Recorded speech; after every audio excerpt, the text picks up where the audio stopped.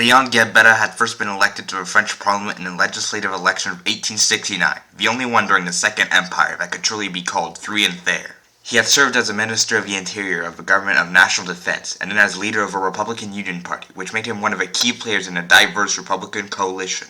And now, after more than a decade since the Third Republic was declared, Gambetta was finally given a chance to serve as Prime Minister. Let's check up on how he's doing, though.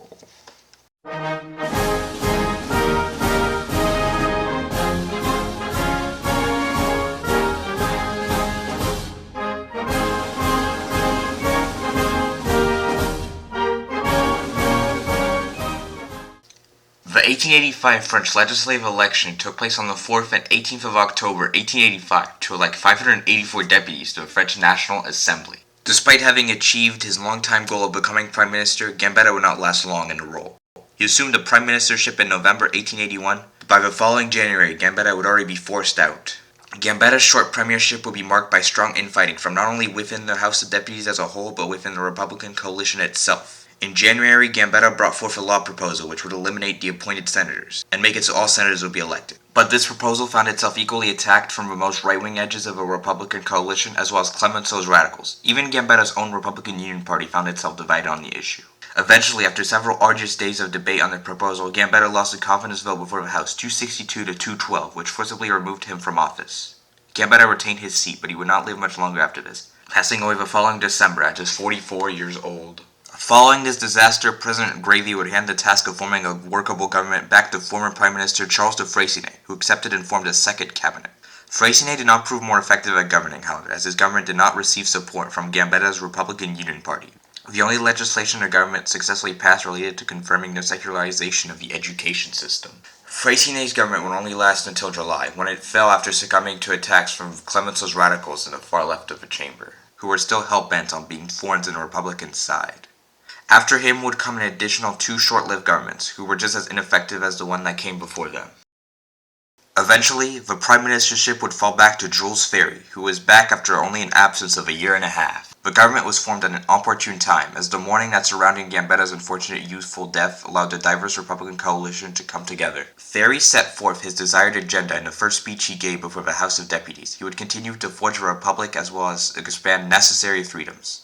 He would continue the streak of his first prime ministership, as he would grant trade unions the right to bargain collectively, and his government would legalize at-fault divorce. He would also complete Gambetta's legacy when he passed a law that would prevent the appointment of new unmovable senators, although current ones would be able to remain in office until they died.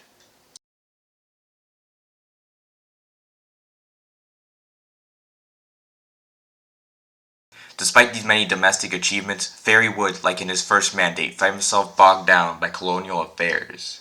To give some background, France had acquired a protectorate over Cambodia during Napoleon III's reign, but this did not quench France's colonial ambitions in the region. Ferry organized the Superior Colonial Council to coordinate a conquest of Vietnam.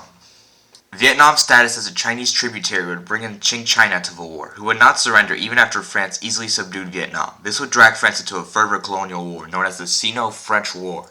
The war discredited Ferry, and both the monarchists and Clemenceau's radicals were able to use anti-war sentiment as a mechanism for bringing down the Ferry government.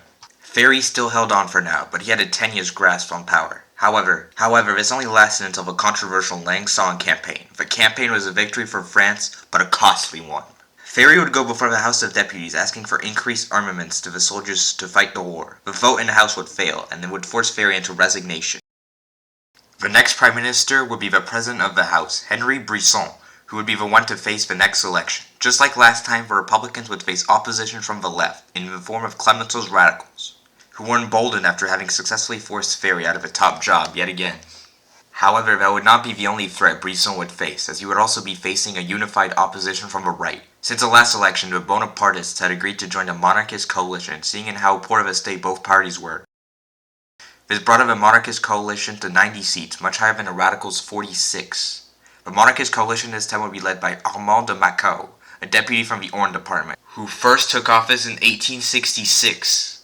In addition, the French Workers' Party also ran in this election, the first ever political party that was committed to socialism, but I'll talk more about them in the next episode. This election would prove different from a previous few, as it would take place under the new electoral law of 1884, which replaced the single-member constituency system with a proportional list system. Now let's see the results.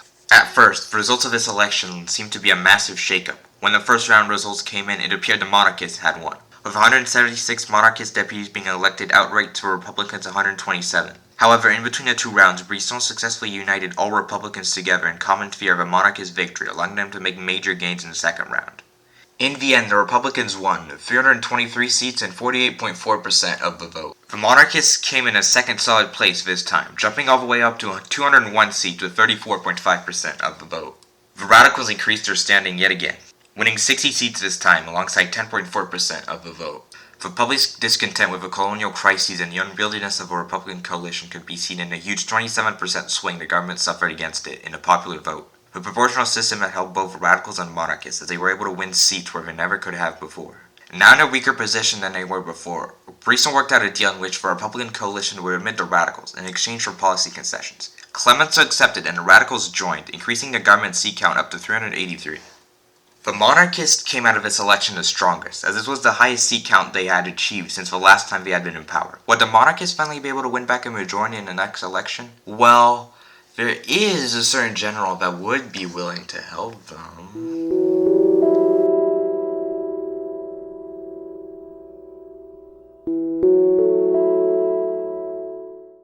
Thanks for watching. It would be greatly appreciated if you would subscribe, and tune in next time for the election of 1889.